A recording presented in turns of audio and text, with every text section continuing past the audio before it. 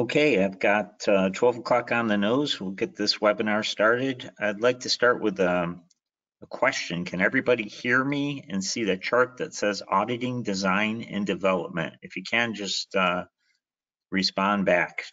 Let me know you can hear me.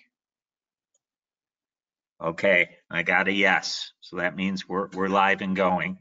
I'd like to welcome everybody to this presentation on auditing, design, and development. It's kind of in that sequence of auditing processes and clauses. This is one of the more important ones that we're going to cover. And when you think about where design and development fits in the spectrum of the requirements, if you start with a poor design, you start with a bad development effort, anything that comes after that is going to be bad. It's going to be non-conforming. So this is really the beginning of, it sets the stage for all the rest of the processes that we end up interacting with. I'm also going to start with a little caveat.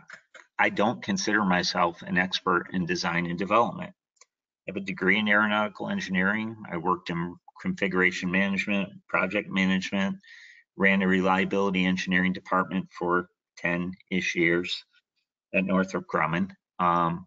But design and development is such a vast topic because there's so many different types of processes. There's so many different types of products. There's software, there's electrical, there's systems engineering, mechanical, and we're going to talk about all these different disciplines. Nobody is truly really an expert in all of the different types of design and development products and disciplines. So remember that when you're getting ready to audit design and development, and you shouldn't be afraid of the fact that you might not know something when you're talking to these engineers. You know about the ISO standard, you know about the requirements, you have knowledge of the industries. So with that respect, have that confidence that you can go in and do a valid process audit on design. I got a question here from Ron. Can you address design and development versus configuration planning and change? I will do that, Ron, and I'm going to say, folks, as I go along here, shoot your questions in. Depending on how much time we have at the end, I'm going to try and answer them, but you're going to find that a lot of the things you might be interested in are going to be answered in the course of this presentation. Okay, we always like to start with where does design and development, or the topic we're talking about, fall within the realm of the DQS quality policy. So we want to issue internationally respected certificates. We need to make sure we cover requirements and sample appropriately to do that. We want to make sure we generate value for our customer. And really, the discussion we had, I guess it was 2 weeks ago when we talked about the responsibilities of the CB, we want to generate value for our customer's customer. So making sure that we do that deep and proper audit of design and find issues, if there are issues with the design and development process, is going to generate that value not only for our customer, but for our customer's customer, particularly with what Ron Schaus just asked a question on, the management of changes, which we'll talk about when we get to that part of the design process. In this case, we're going to start with definitions. ISO 9000 2015 is our friend. What is the definition of design and development? It's a set of processes that transforms requirements for an object, or it could be a service, into a more detailed requirements for that object. So read that sentence carefully. Transforming requirements to more detailed requirements. We're not making anything as a result of design and development process. We're taking a requirements document and then translating it into things like specs, drawings, bills of material at a lower level. So that's our output, the result of design. Verification activities, test records, requirements traceability, all those things are more detailed requirements. Verification down here in the left-hand corner, it's the confirmation through the provision. Sorry, my email is still on. Through the provision of objective evidence that specified requirements have been fulfilled. So we're checking through objective evidence that a requirement has been met. That can be done at a lower level. I take a requirement, I run a test against it, I verify that requirement has been met. While validation, over here now in the middle, is confirmation through provision of objective evidence that requirements for a specified intended use or application have been fulfilled. So this is testing in the intended use. I give you a system spec for an aircraft. Okay, that's a requirements document. You take it down to lower level specs, and then you verify that those lower level spec requirements have been met. But to know that you meet the system spec, you have to do testing in intended use. And so that could be testing of prototypes, that could be field testing, that could be environmental stress screening. We'll talk about some of those things when we get to verification and validation, but that's the difference. Verification is done against requirements, validation is done against the intended use of the product. Mike Brannick put out some communication. We've had a lot of discussion, particularly with the aerospace folks, on statutory and regulatory requirements. So I thought it might be good to put in, and this comes up a lot in 8.2 and 8.3, so I thought it might be good to put in the definitions, go through them. Statutory requirement is an obligatory requirement specified by a legislative body, or in English, it's a law. Whereas a regulatory requirement is an obligatory requirement specified by an authority mandated by a legislative body. So, for example, the EPA is an authority mandated by a legislative body, and they have regulations. Those regulations are sometimes driven by laws, but sometimes they're not driven by laws. They're still obligatory requirements. So that's the definition between difference between statutory and regulatory. Now that puts in play things like the UL standards, CSA standards, ETL. What are those things? Well, those are standards and codes. UL is not a legislative body, and it's not a regulatory agency. Now, sometimes legislative bodies will call out UL requirements, making them regulatory or statutory requirements, but just in general, they're standards and codes, which is covered in another part of 8.3.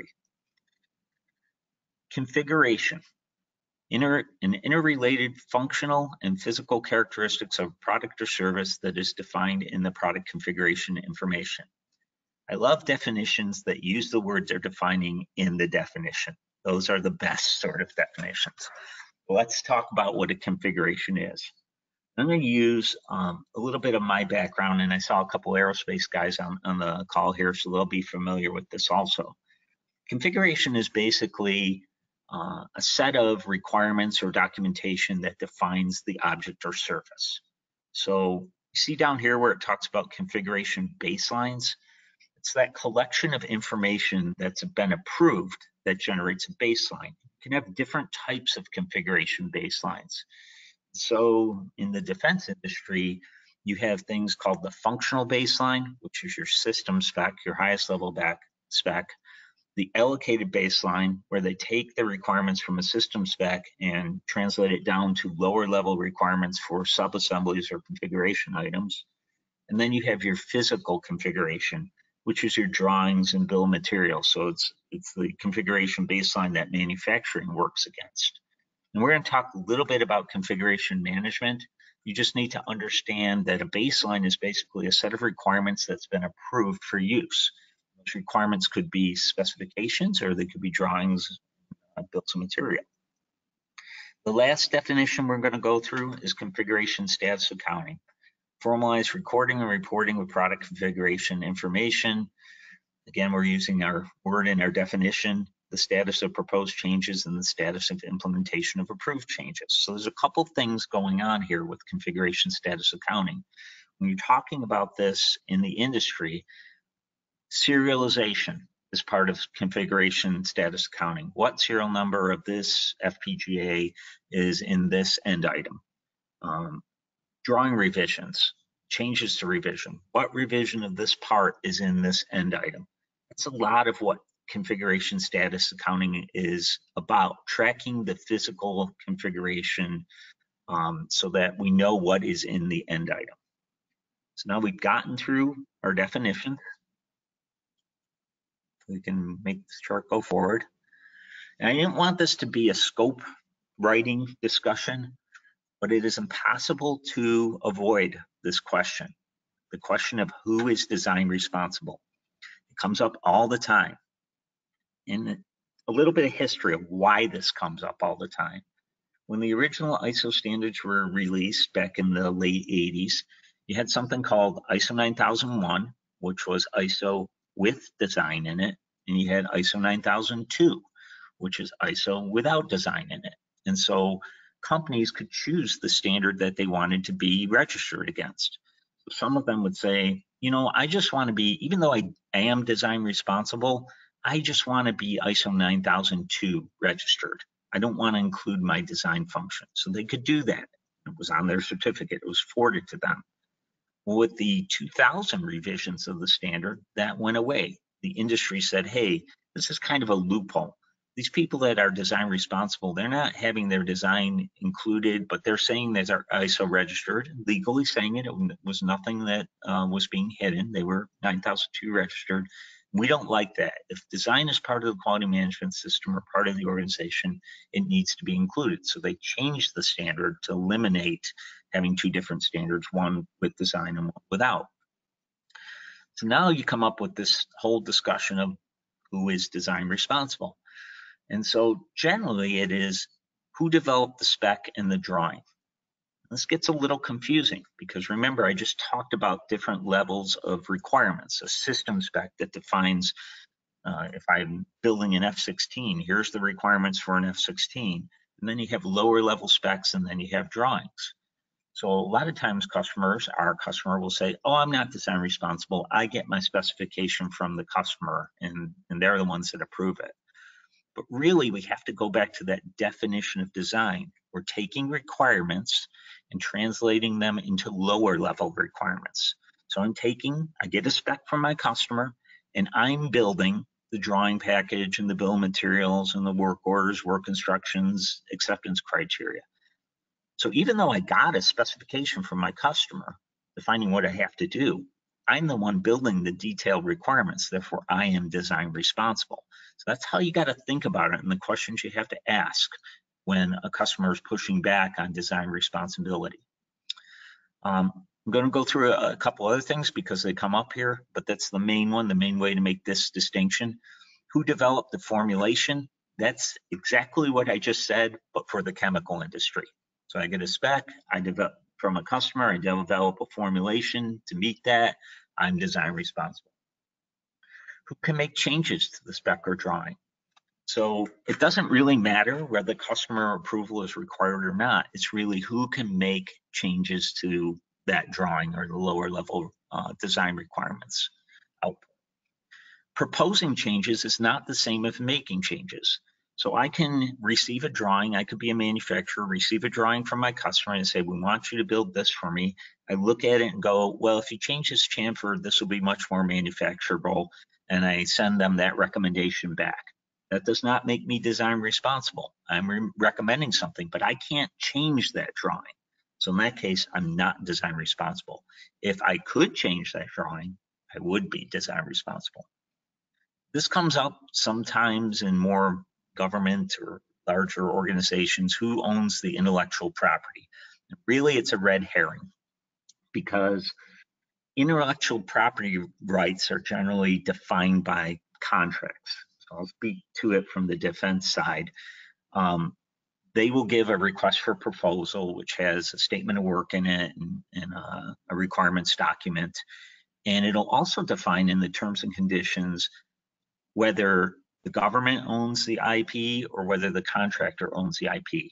And really, none of that matters to determining who's design responsible because it's who developed these detailed drawings is the person that's design responsible. I just want you to be aware that it's not really applicable because customers will try to use it. They'll say, we don't own the IP, therefore we're not design responsible.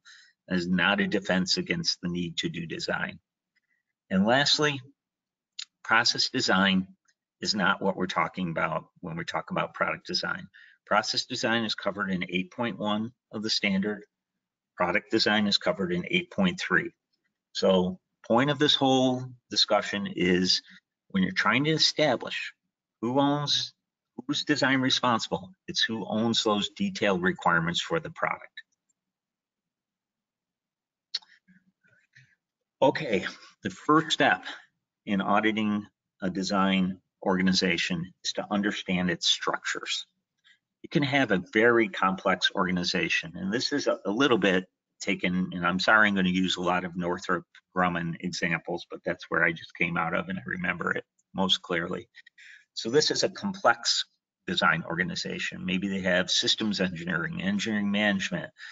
I talked about mechanical, software, electrical, the different disciplines. Maybe they have an integration and test department, configuration management for controlling changes, modeling and simulation, drafting, the ILITs, that's reliability, supportability, maintainability, engineering, safety. These could all be different departments. For you to effectively audit a design process, you need to understand, or actually plan an audit of a design process, you need to understand how the organization is set up. What departments do they have? Who's managing the design process? So these are things that you need to discover during audit planning. And if you don't discover them all during audit planning, you have to at least do it minimally at the beginning of your audit of the design process. We integrate or we audit with a lot of very complex organizations.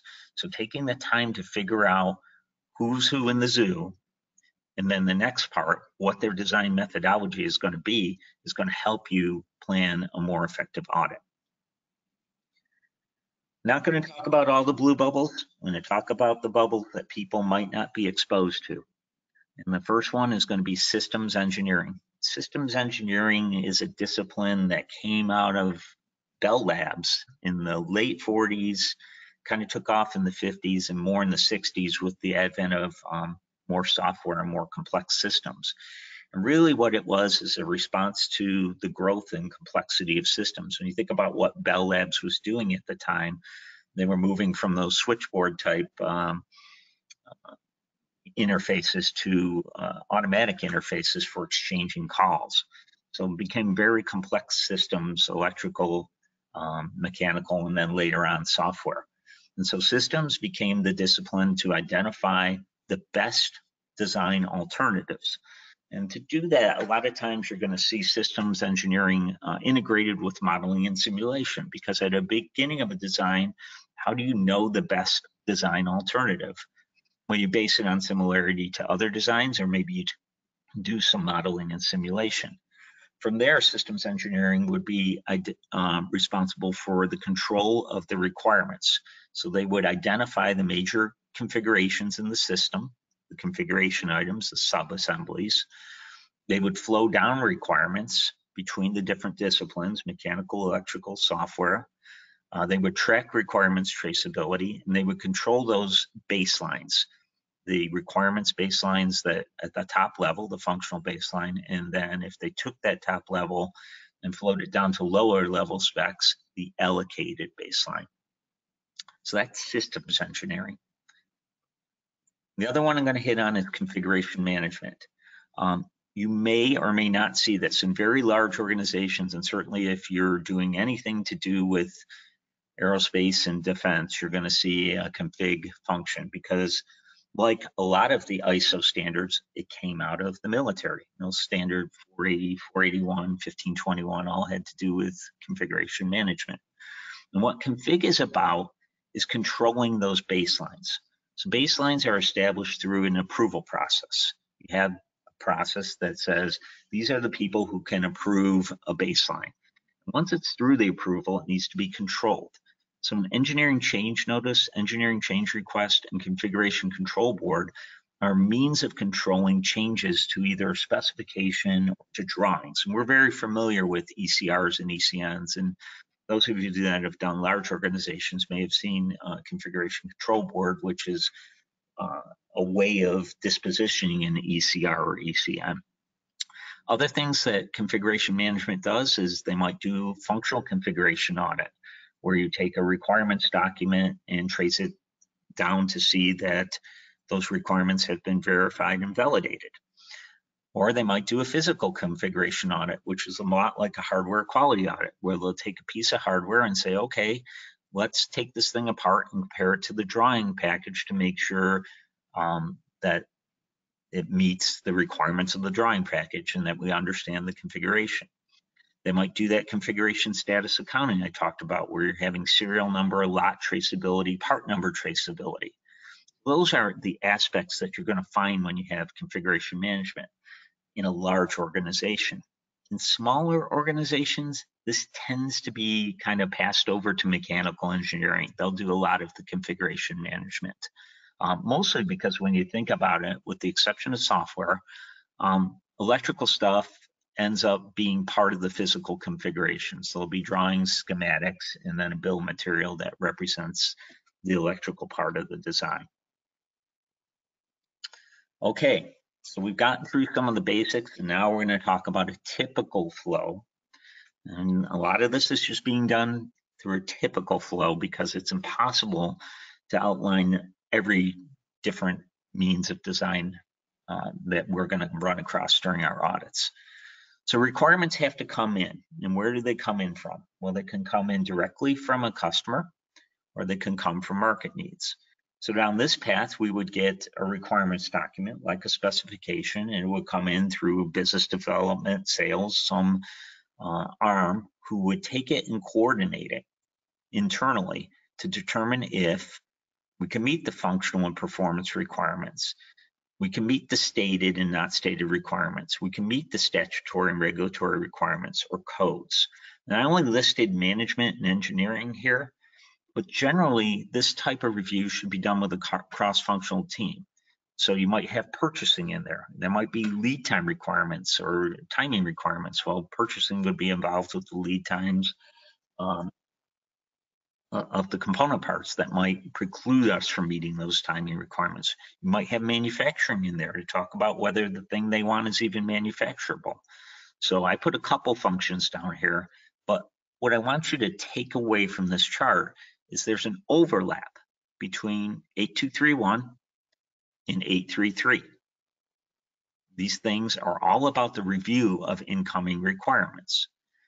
Who you're doing this with really depends on the structure of the organization. So if they have an engineering manager, a program manager, or a systems manager who's leading the design effort, whoever that is the one you're probably going to be talking to when you're going through these requirements and trying to make sure that design input has been reviewed and that stated and not stated requirements can be met. Other things you're going to see in this part of the audited design is management might be involved. They might set targets for design to cost. They might set targets for timing, and they might be allocating resources. These are things you're going to see at the beginning of a design. We might not even kicked off, or we haven't kicked off a project. We're evaluating whether we want to do the design. So that's a path we go down when the requirements are coming directly from a customer. And we have this other path that might happen where we don't have a direct customer, and our customer is really the marketing department. So to give you an example, Bree and I did an audit at a place that makes hair clippers, and it's a commercial product. And so they're not getting requirements for barber shops for, make me a set of clippers that does this. They're getting their requirements from market analysis. So the marketing guys are going out there and they're talking to customers and they're coming up with what sort of thing could we sell? We want to sell, the industry wants a hair clipper that will operate at this level, have this sound level, and be this weight. And so they'll put together a set of requirements. You'll have the same sort of review of the requirements, but you'll probably have a more heavier hand from management in terms of cost targets and timing, because here a lot of that's going to be driven by the customer, and here it's really marketing and management working hand in hand in developing and analyzing the requirements of the industry. So again, the point of this, there's overlap between the old contract review 822, 8231 and the review of design input. And you need to recognize that and see how, once you're into this audit and going through the organization, see how they're identifying these requirements and reviewing these requirements. So let's say we made a decision to proceed. We're going to go into the design. The next thing you're going to tend to see is some sort of kickoff. And here at this phase, you're interested in a couple of things. You're interested in their methodology for the design, and you're interested in what their design plan looks like. The normal design plan is going to be a Gantt chart. It's used, almost all big projects use things like a Gantt chart because they identify the steps, the timing. Good ones identify the resource, who's going to do it. Really good ones identify the critical path so you can actually manage the project. In the methodology, and here I put stage gate because that's probably the one you're going to see the most in design processes, where they'll say, these are the things that happen at this stage. To clear a stage, I have to get through a gate. You might see agile, particularly if you're in the software environment, but generally you're going to see something along the lines of a stage gate approach to design. This maps in good with the requirements of the standard because the stages have reviews. We're looking for reviews, and they have responsibilities, and they have interfaces. And so what you want to do when you see stage gate is look at the requirements to move through the different stages. And when you're talking about the gate reviews, figure out who's involved with the gate review, what happens if not all the requirements of that stage have been fulfilled. This is where you want to focus a little bit when you're auditing the design process. You want to talk to them about, can you clear this gate if I haven't finished all of these requirements? And if they say yes, you want to delve into, well, how do you manage to make sure all these things actually get done eventually? So is there some sort of action item tracking as the design is progressing?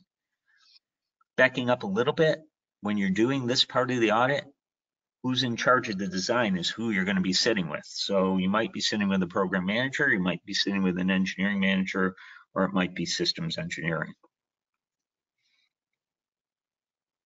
Okay, from there, we're going into the design activity. In a very complex design, a functional spec might be broken down into lower level specs for different configuration items or subsystems, if you want to use that terminology. This is where you're going to be going into the departments and talking about their detailed design. So they're getting some sort of input, some sort of set of requirements, and they're building the preliminary drawings, the schematics, the preliminary BOM. They're looking at cost estimates. They're doing that modeling and simulation.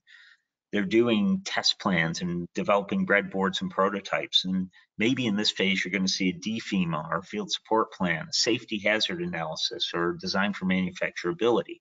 So you're hoping to see a cross-functional team approach in this phase of the design.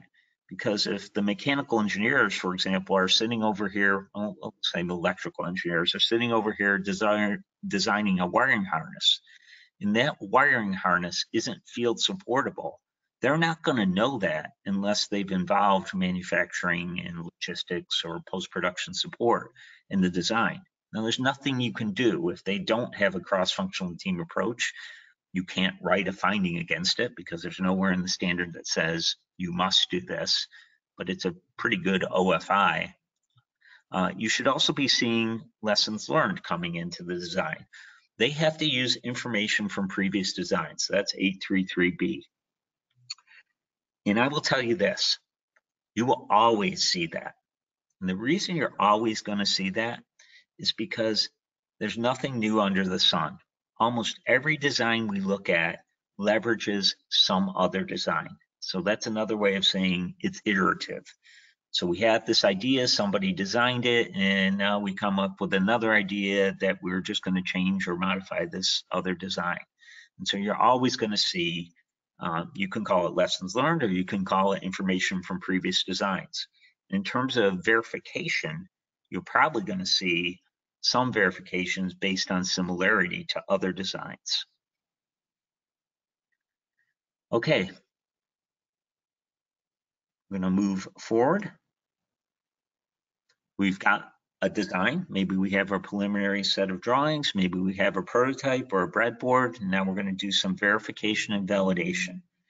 Now, verification could have been done in the last step. There could have been drawing reviews. There could have been the results of modeling. There could have been unit level testing, BOS based on similarity, that analysis I just talked about. Or there could be prototyping where they're doing some lower level verification.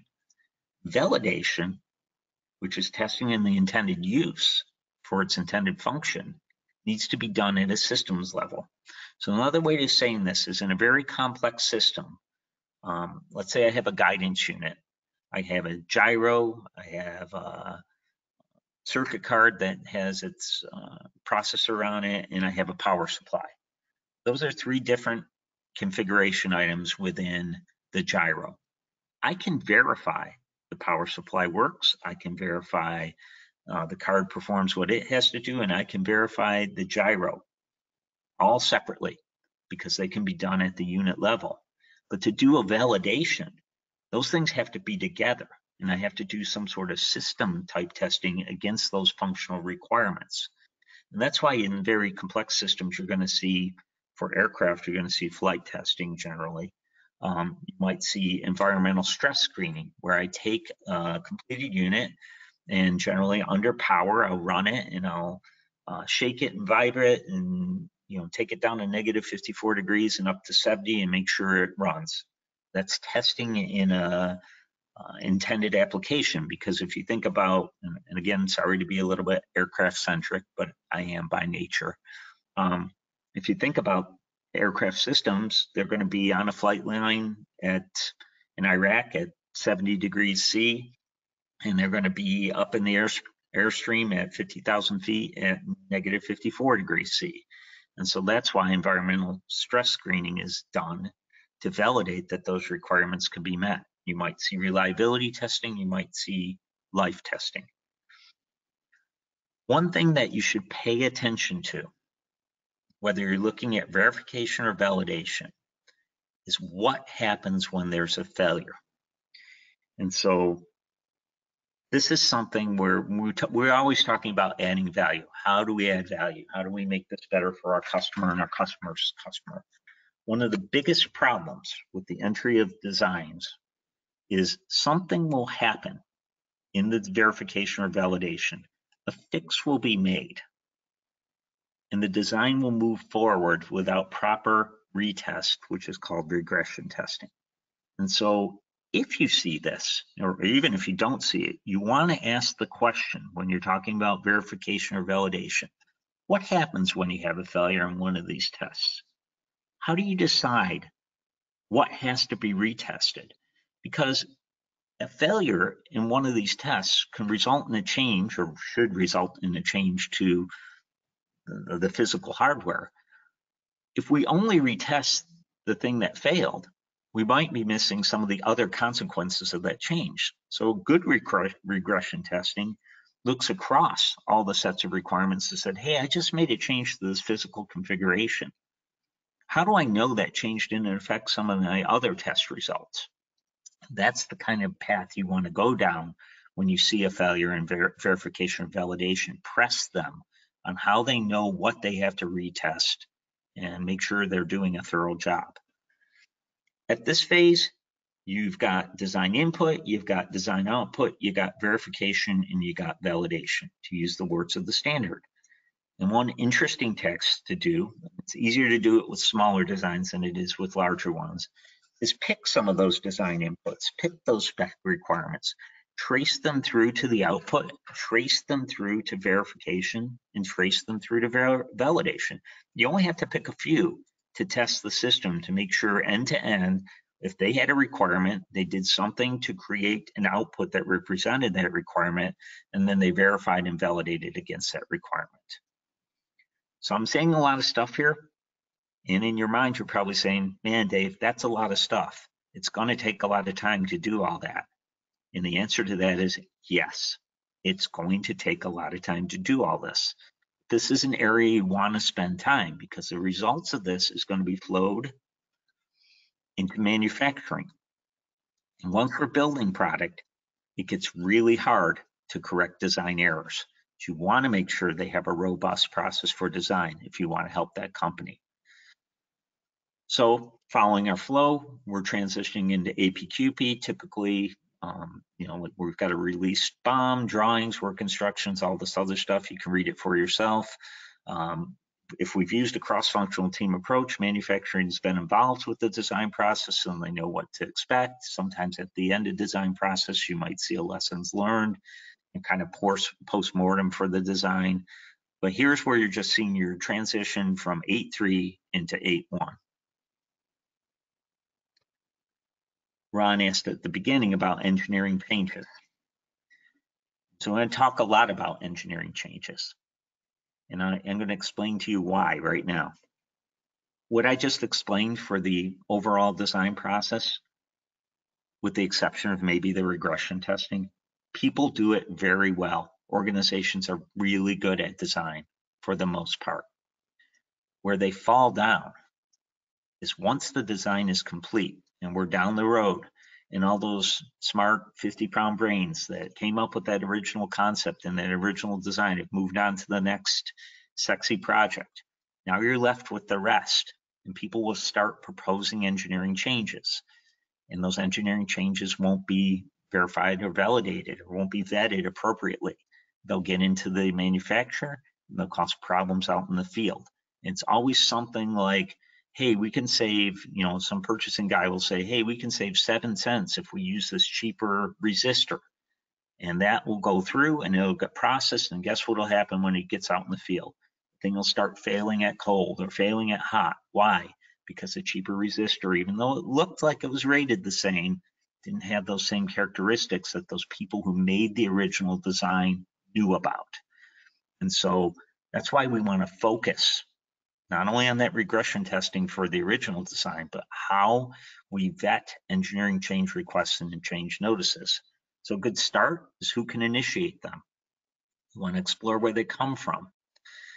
You want to establish what the process is, what information is needed to make the change, who does a route through, who approves the changes. But you can't stop there. And this is what I've seen on a lot of witness audits is people will ask the questions I just asked, and they'll get 6 or 8 ECRs and they'll look through them and make sure they were approved by the right person, and then they'll go forward. You didn't audit in the engineering change process if that's all you did. If they're making changes, you want to explore whether those changes require any regression testing and how that decision was made. Oh, I see you're moving to this new resistor. Did you have to go back and do any testing because of it? And if they say no, well, who decided that? Who makes that decision? If the purchasing guy is making that decision, that's the wrong guy to make that decision. It needs to be somebody who's competent with electrical engineering in that example. You want to talk about customer notification. If they have PPAP or FAA, it's probably going to be required. You want to explore how changes are communicated in production. So we're changing that resistor. Are we using up the old stock or are we obsoleting it? If we're obsoleting it, who's going out to the floor and pulling the old stock? Is there a serial number cut in? How is that communicated to the floor? In both of these cases, you can take those engineering changes and go out there and say, hey, this resistor was supposed to be cut in on serial number 236 of the circuit card. Show me it's cut in. You want to determine whether these changes affect the bill of material, the drawings, work instructions, work orders, users manuals, DFEMA, safety analysis, reliability predictions. So you have all this in your head when you're done with auditing design. You understand the documentation it takes to make a design. So we've translated those requirements from very high level requirements into all this detailed documentation down here that represents the design. Now a change is being made against that physical baseline.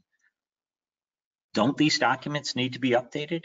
Shouldn't somebody be reviewing these documents to determine if they need to be updated? Minimally, at least that. Maybe that resistor change isn't going to change a user manual, but it might change a drawing in a bill of material, and it might change a DFEMA, and I might have a different reliability prediction if that resistor has a lower reliability. So there is maybe a safety hazard analysis depending on how low that goes. So there is documentation beyond a drawing or a schematic that's going to have to be looked at to determine if it's going to have to be changed. Poor handling of changes is the most common issue you're going to find and can really hurt not only that organization, but that organization's customer, because they're the ones that are getting this product that has potentially a substandard resistor in it. So this is an area we can focus to ensure we do a better job for both our customer and our customer's customer. And Ron, I hope I addressed your question, but if not, shoot me another one, I'll try and answer it. Where do I get my sample? I always start with asking if they have any projects that have gone end to end. That's the best sample, right? If they have one that's gone through the whole phase gate approach. Then I ask them what the last new development is. And if they don't have that, I start seeing if they have pieces and parts of projects that have gone through the requirements. We like to see 3 complete ones, but we can make do with less. Now, here's your caveat. The less you have, the more risky it's going to be, because what are registrations based on? They're based on objective evidence. I heard this term a few weeks back. It's called a wet audit. Somebody used this term, wet audit. Basically what they meant was, if you put the procedures in place, even if you haven't exercised them, we could register you based on those procedures. That is not correct. You cannot do that. We do not do that. In order to be registered to any version of the ISO 9000 standard or ISO 14000, you must have objective evidence of implementation. So if they've done all of design but haven't done verification and validation, guess what they can't have? Registration. You must have objective evidence. So the less they have, the more risky it gets for them, because if they only have one example of design planning and you audit it and you find it to be an ineffective example, they're missing a big piece of the design. So how are they going to get registered? So that's the kind of thinking you have to do, and that's the kind of message you need to get across. If you're doing a stage 1 and they have design, even if you don't audit design, I always try and soft audit it a little bit during a stage 1, and I know timing can come into play here, but I try and audit it a little bit to give them a taste of it. At least make the point to them that say you must have a complete example of design, or through a number of projects where you've implemented it, be able to show me evidence of all these requirements being met. For changes, well, we just talked about it. You want to do 6 to 8.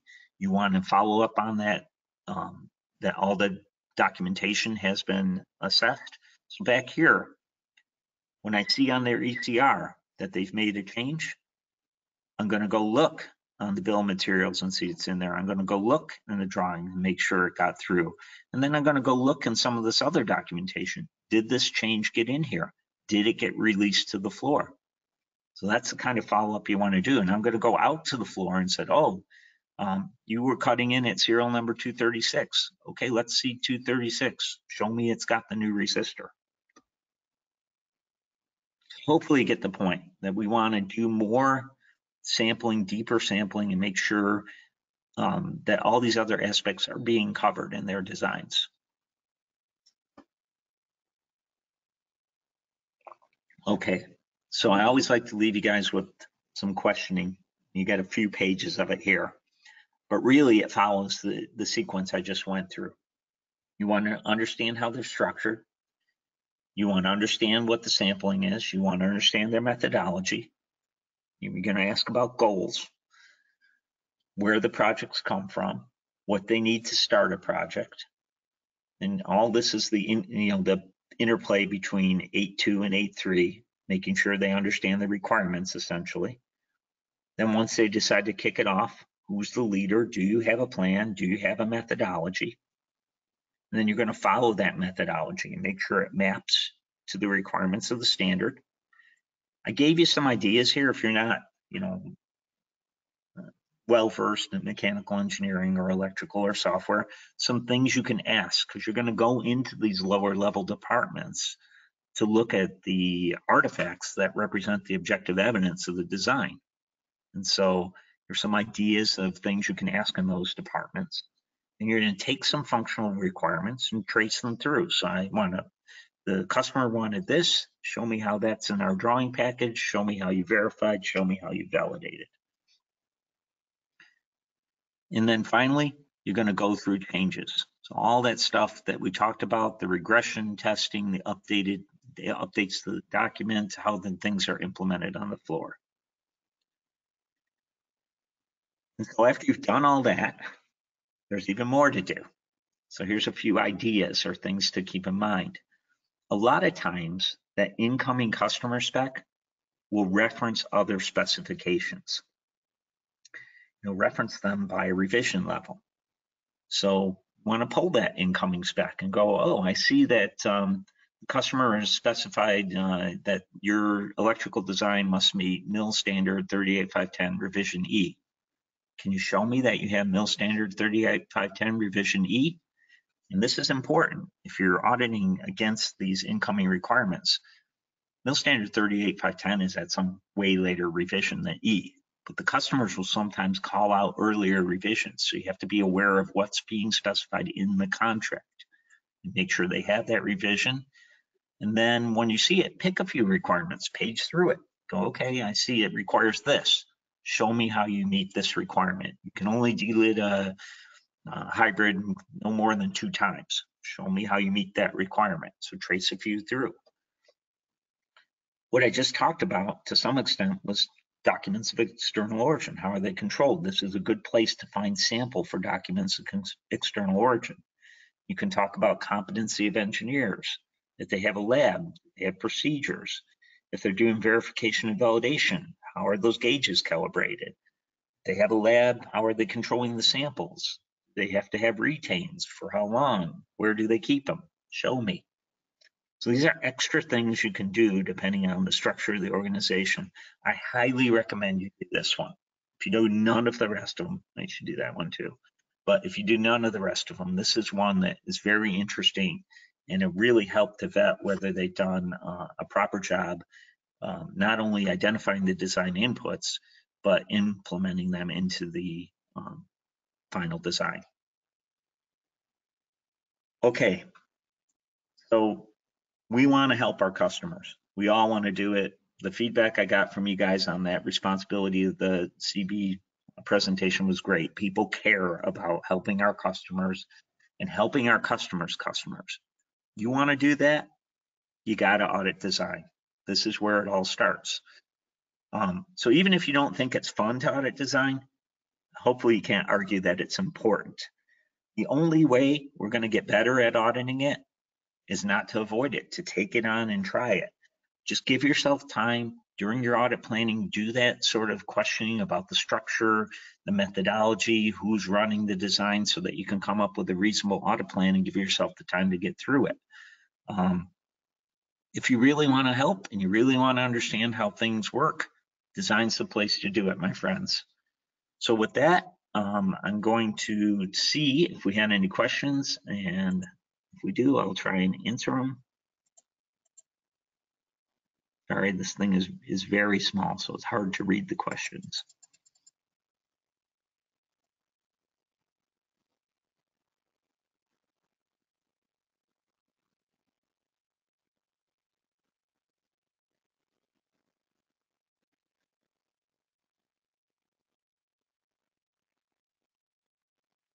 How do you deal with validation when hundreds of types of products cannot be tested in a truly...